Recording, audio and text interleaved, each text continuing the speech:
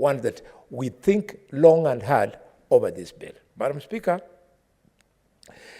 the issue of culture, I believe in culture 100%. I thank God that I don't come from a culture where we support child marriages. But, Mr. Speaker, when you are in this house, this is a house of equity. We represent the interests of the people who voted for us in Kakamega, and always remember that there are people beyond the boundaries of Kakamega who would also appreciate if we added our voice to their concern. It would be nice during public participation to see what the pastoralists will say. They're not going to force us. Madam Speaker, the issue of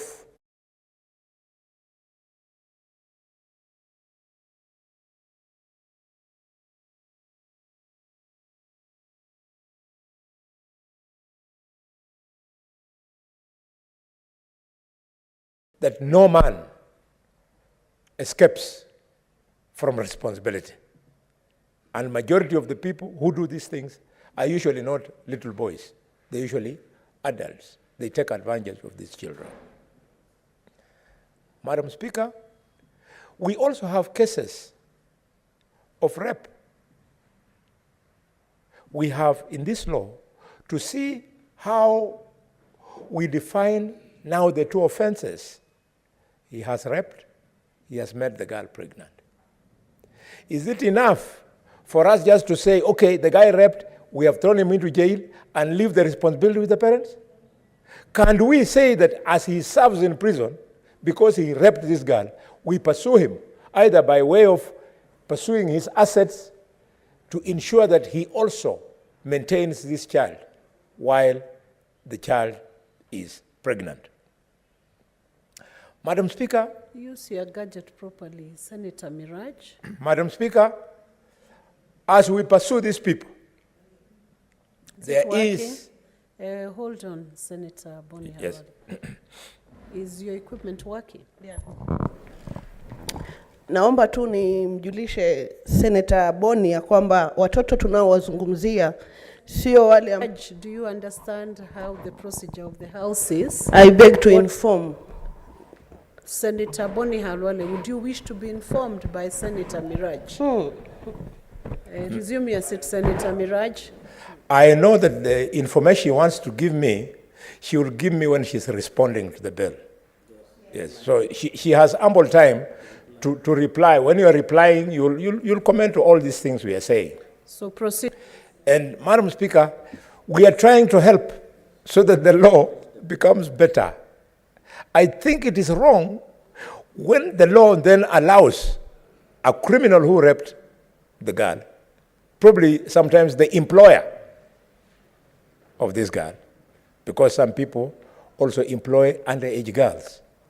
Then the guy, he has left a family sitting pretty, he's serving in prison, his children with the family he has are attending school, and this child has nobody to support. These are the people who must be pursued so that their wealth or whatever it is they have can be used to help this girl to stay, to continue with education. Now, on the aspect of children being allowed to enjoy learning when they are pregnant. Again, it is a very thin line. Do you allow expectant mothers to be in the same boarding school with girls who are not pregnant? It's a thin line.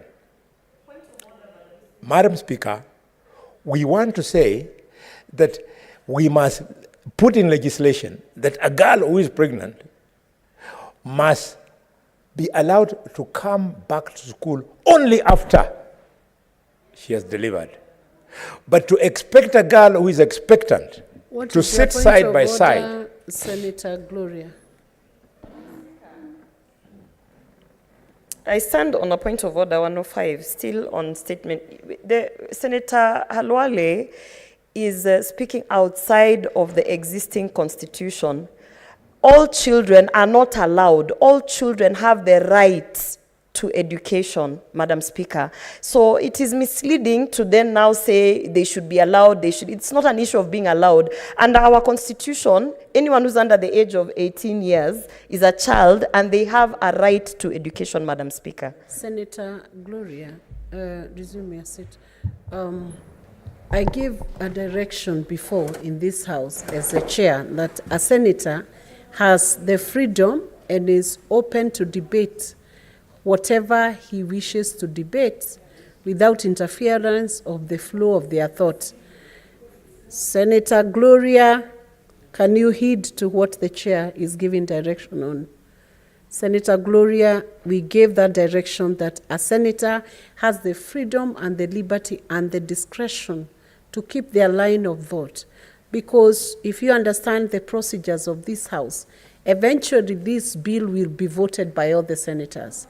If a contribution from a senator is not part of the bill, unless it's introduced by way of an amendment, it will never find its way into this bill. There are many avenues for ensuring that any debate that does not meet the expected legal standard can still be put outside the making of that bill. With that, I will allow Senator Boni Halwale to continue with his contribution towards this bill. Madam Chair, I want to congratulate you and thank you for your balanced ruling. This reminds me, Madam Speaker, the words of the people of the English language, who normally tell us that ignorance is bliss. Madam Speaker, I was speaking to the thin line, and indeed it is very thin. What do you do with this girl who is pregnant? Society wants her, the family wants her, us legislators want her to complete her education. But the principal of the school, you are now asking her to take care of a pregnant mother in the school. Would you be fair to the principal of Mukumu Girls High School that you give her extra duties of providing, beyond providing education, she should also provide antenatal care? This is why my proposal would be, in the unfortunate event that a child has conceived, let the child be relieved for the months she's expecting. Thereafter, Madam Speaker, she's free to come back to her school. What is your point of order, Senator Hamida? Speaker, I'm standing on a point of the order 41. 41. There's no quorum. 51. No, 41. Let her use the standing order she intends to I'm use. using the standing order 41, Madam Speaker, that there's no quorum. So unfortunately, Madam Speaker, I think we need to defer. Yes. Thank you.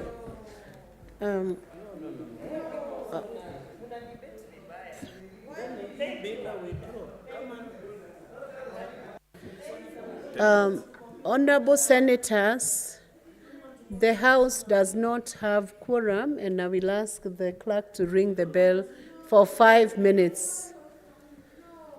5 minutes. Sergeant at arms.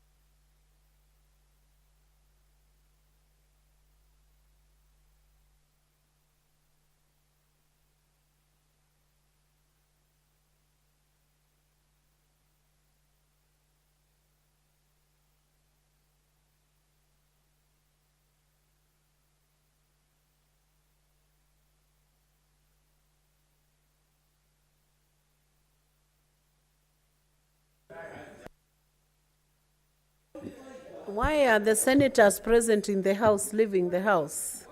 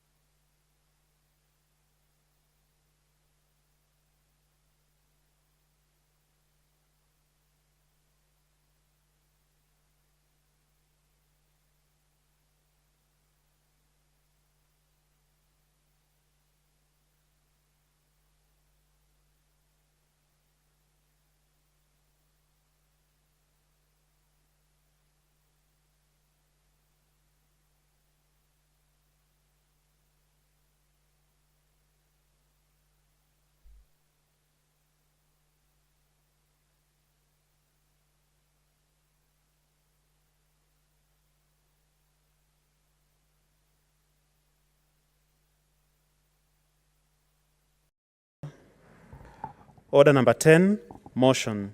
Adoption of the report of the Standing Committee on Devolution and Intergovernmental Relations on the application for conferment of city status to the municipality of Eldoret. Thank you. On this motion, the debate was interrupted on Tuesday, 17th October 2023, and Senator Joe Nyotu, and a balance of 18 minutes. So if he is allowed, he can utilize his minutes, and if he is not, then I'll give any other senator wishing to contribute to the motion.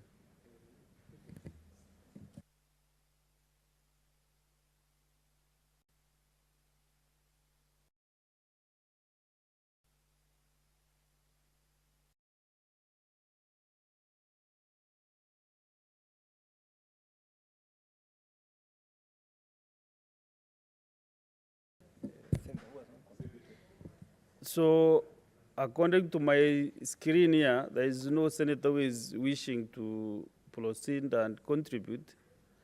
Therefore, and the mover is not around also as well. The chair devolution. So we will go to the next order. So the mover, next time, the mover will be able to get the opportunity to reply. Next order.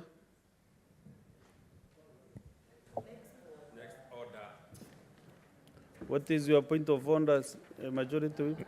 Mr. Speaker, I just wanted to appeal for your support of the need for us to conclude business. Since this is a fairly straightforward motion, and I'm representing the majority of the House this afternoon, Mr. Speaker, I want to plead that you allow me to respond on behalf of the mover so that we finish with this business to create room for other business to come on the order paper, Mr. Speaker. Your discretion.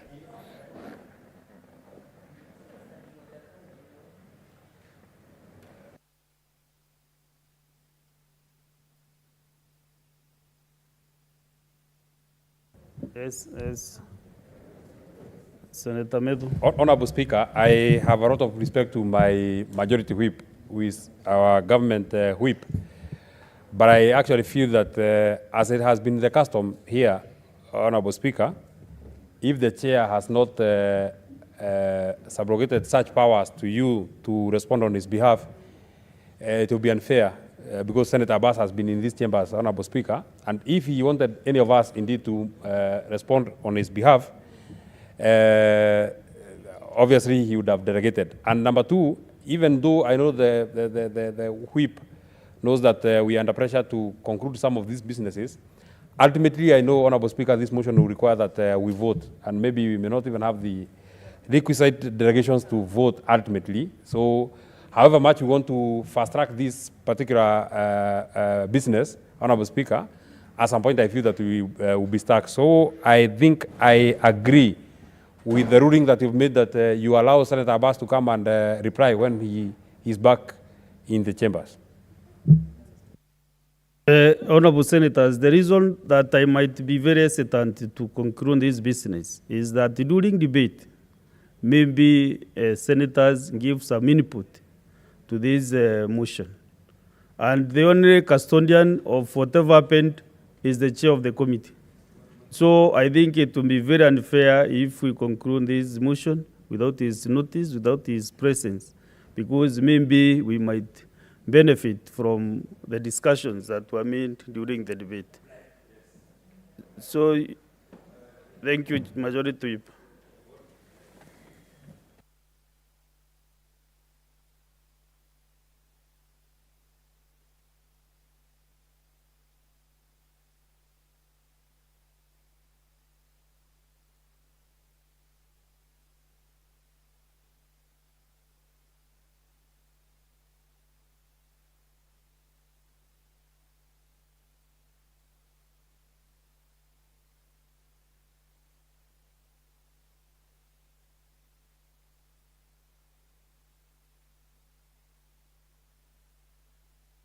How do you want us to?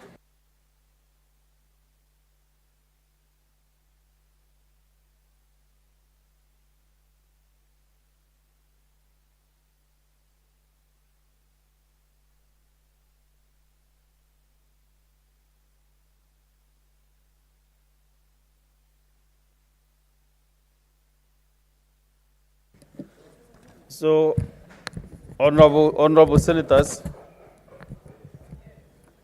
Senator Dr. Oburu. So, senators, I want to reorganize the business in the order paper from order number 11. We go to order number 19. Next order. Order number 19, the Care and Protection of Child Parents Bill, Senate Bills number 29 of 2023, second reading. Senator Milaj Abdulrahman.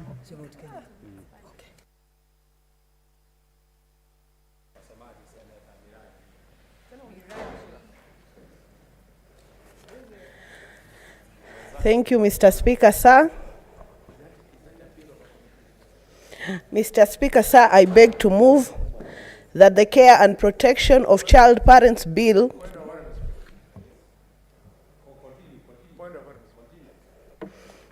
(2023) Senate Bills number 29 of 2023 be now read a second time.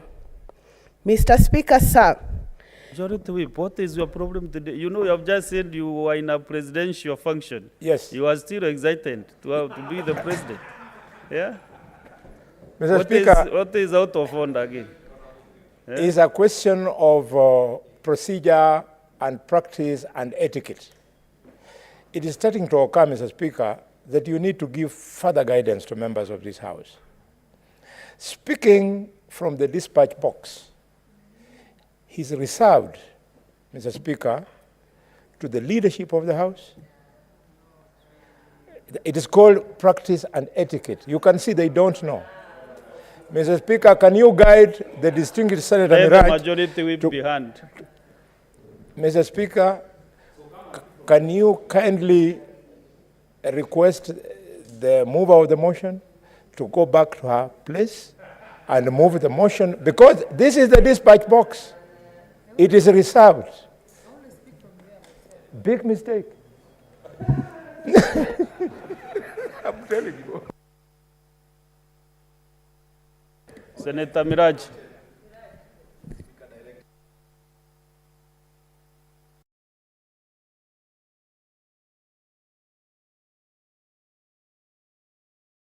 That the Care and Protection of Child Parents Bill 2023, Senate Bills number 29 of 2023 be now read a second time. Mr. Speaker, sir, the principal objective of the bill is to provide a legal framework for the care and protections Senator of child parents within the Senator Miraj, counties. kindly, because you have almost 1 hour to speak to your motion, let me first recognize the visitors and then you'll be uninterrupted for the time you want to speak. Honorable Senators, we have our visiting teachers and students from Mawingo Secondary School in Nyandarua County. Honorable Senators, in the public gallery, we have 41 students accompanied by 2 teachers from Mawingo Secondary School in Nyandarua County who are in the Senate on an education tour. Honorable Senators, in a usual tradition of receiving and welcoming visitors to Parliament, I extend a warm welcome to them, and on behalf of the Senate and on my own behalf, wish them a fruitful visit. Thank you. Senator Medu John, 2 minutes to welcome the visitors from Nyandarua County. Thank you very much, Honorable Speaker. Please allow me to use this dispatch that I have had today that is a preserve of the leadership in which I serve as a chairman of a committee. Honorable Speaker, I am very excited to welcome the students and teachers from Mawingu Secondary School in Kipipiri. Honorable Speaker, the students and teachers who are here hosted ourselves and the Deputy President on Saturday last week, Honorable Speaker. And I'm very excited that the biggest group of the students who are here, Honorable Speaker, are boys or young men from that particular school, which from next year, Honorable Speaker, will be a girls' school. So I'm very happy that the students who are here are, the last lot. They have had an opportunity of coming to the Senate so that they can be able to see how we transact our business. My only comment, Honorable Speaker, as I have always said, they should pay a lot of attention and put a lot of effort and hard work in their studies, Honorable Speaker. The reason why some of us got an opportunity of coming all the way to the Senate, Honorable Speaker, is because at least we got we paid some attention in our school work, Honorable Speaker. We were hardworking and we excelled in academics, Honorable Speaker. There's no other reason why most of us made it up here. So I wish them well as they go back. Those of the who are here that are doing the exams in a week or 2, I give them my best wishes. Thank you very much. As they go back home, please pass my greetings, say hello to your parents, and thank them for voting for me, and ask them to vote for me again. Thank you very much. Thank you. Proceed, Miraj.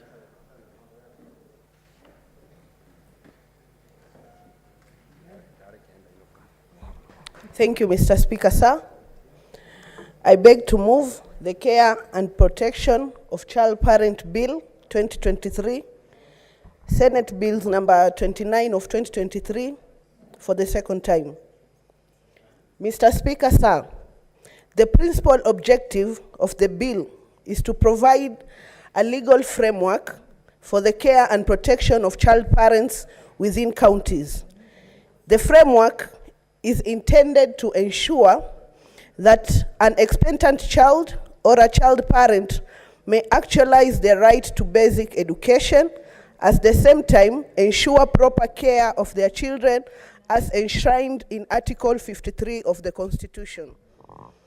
Mr. Speaker, sir, in this bill, I intend to see that the child parents get their constitutional rights of accessing education with as much as they get early pregnancies.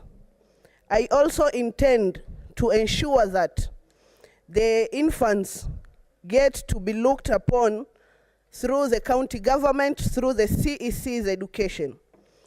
Mr. Speaker, sir, 60 years since Kenya gained its independence from colonial rule, child pregnancies has remained a huge concern, as they not only affect the child's ability to continue with education, but they also impact on the government's effort in reducing poverty level in the country.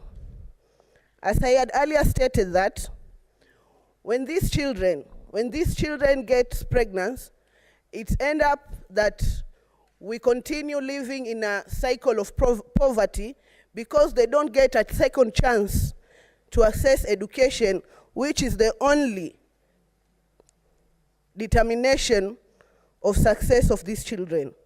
Mr. Speaker, sir, the Kenya National Bureau of Statistics in Kenya Demographic and Health Survey conducted in 2022 noted that 15% of adolescent women aged between 15 and 19 years have ever been pregnant, with 12% having given birth, 1% experiencing pregnancy loss.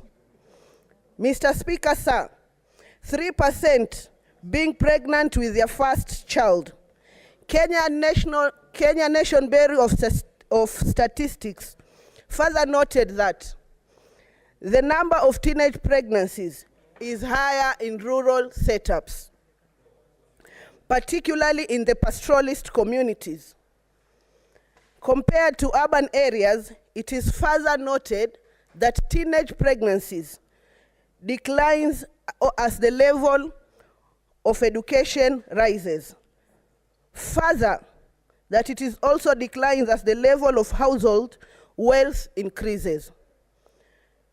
Mr. Speaker, sir, the Constitution of Kenya 2010, in Article 53, 1B and B, C, and D, provides for the right of a child to free and compulsory basic education, the right to basic nutrition, shelter, and health care, the right of protection from abuse,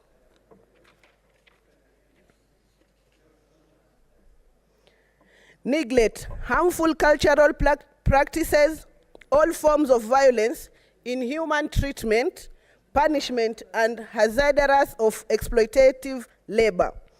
Mr. Speaker, sir, Section 13 of the Children Act number 29 of 2022 reiterates the right of a child to basic education and mandates the Cabinet Secretary in charge of children matter, in consultations with the Cabinet Secretary in charge of education, to develop and implement policies for the realization by every child of the constitutional right to education.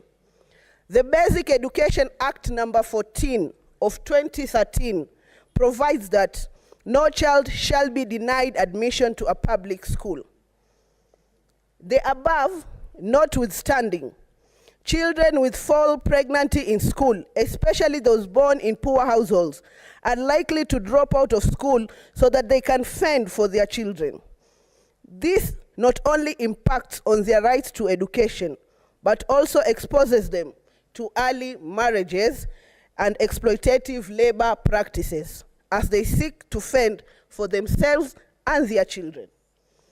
Mr. Speaker, sir,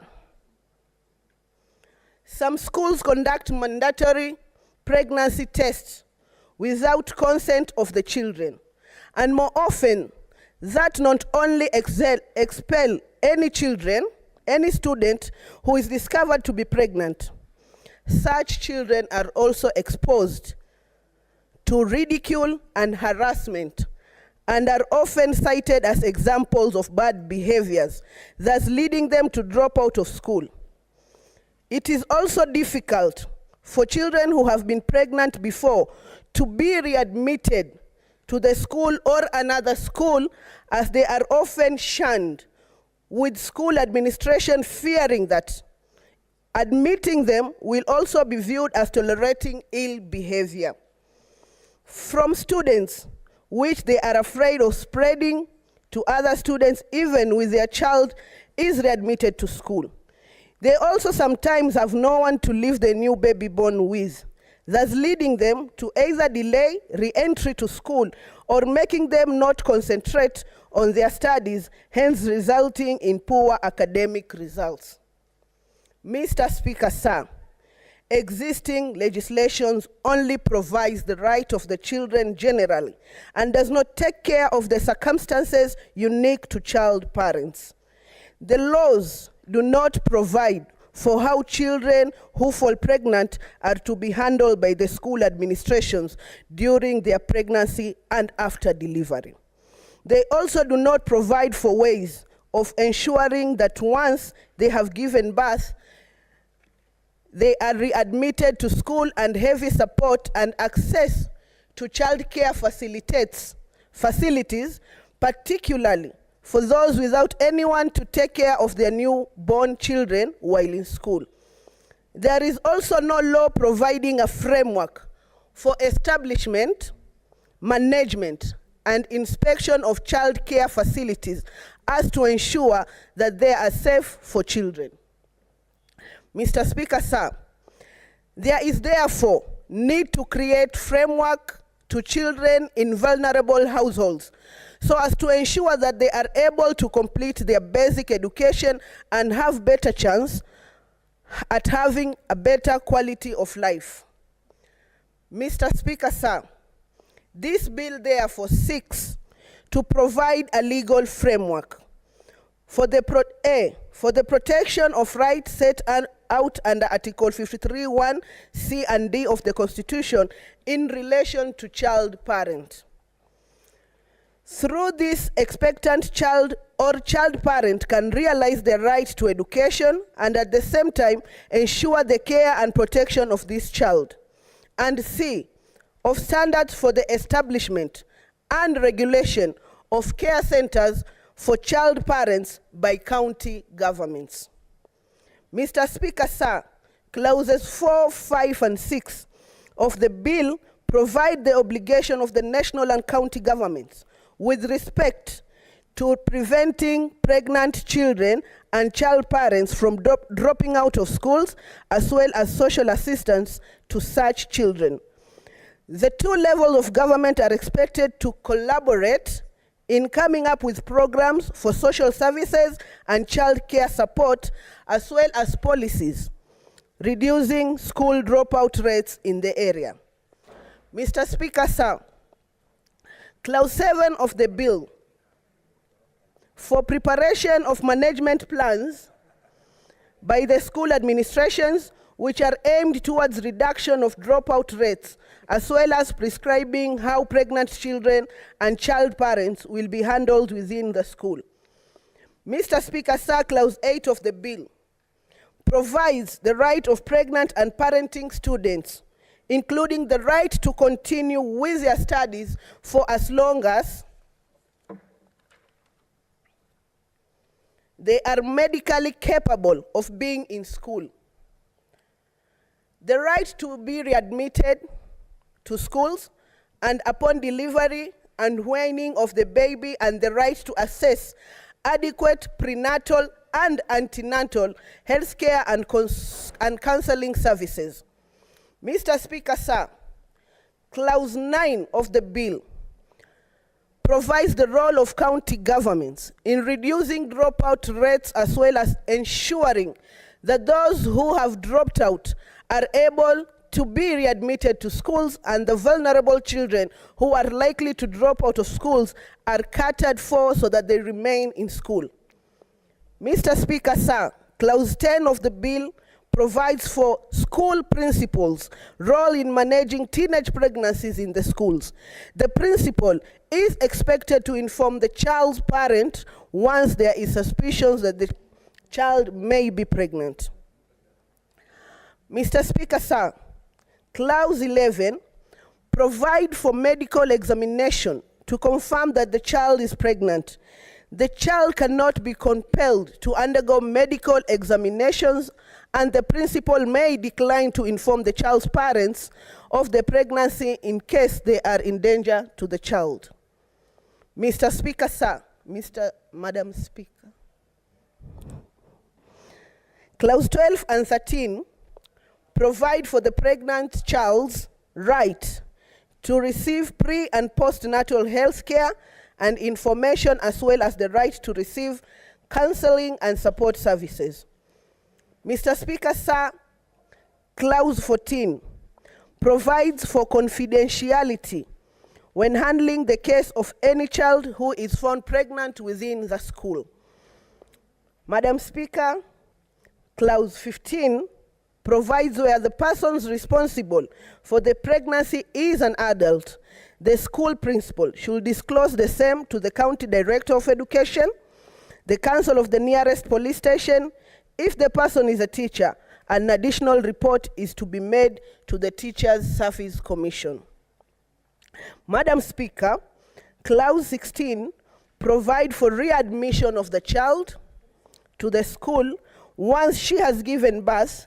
When the baby, she is to be readmitted at the same level she was prior to giving birth. Madam Speaker, Clause 17 provides that the school should not discriminate against the pregnant child while she is in school on account of being pregnant or having given birth.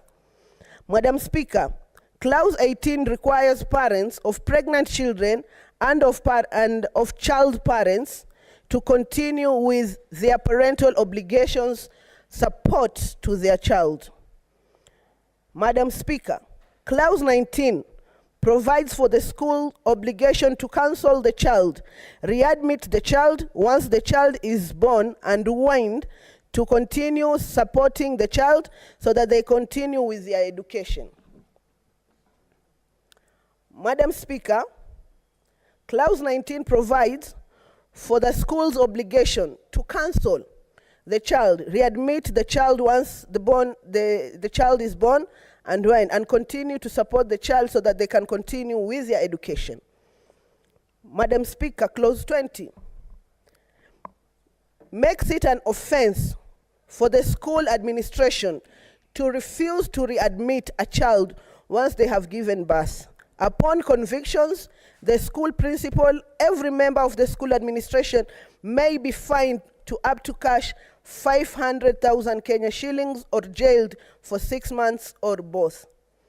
Madam Speaker, Clause 21 provides for establishment of child care centers in or within the vicinity of an institution of basic education.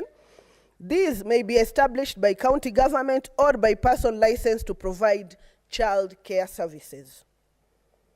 Madam Speaker, Clause 22 provides that the child care services provided are for the benefit of the children less than 3 years old, whose parents are children who are being readmitted to school, or other children whose parents have no one to take care for the child. Madam Speaker, Clause 23 provides for the requirement of a child care center, including its accessibility, affordability, ability to give adequate supervision to the children, and availability of qualified personnel to cater for the children. Madam Speaker, Clauses 24 to 33 provides for licensing of child care centers by counties. Counties are also required to enact legislation to guide the licensing process within the county. It also prescribes how services should be rendered in the child care centers and how the centers are to be managed. Madam Speaker, Clause 35 provides for the services that are to be provided in the child care center, including the care and the supervision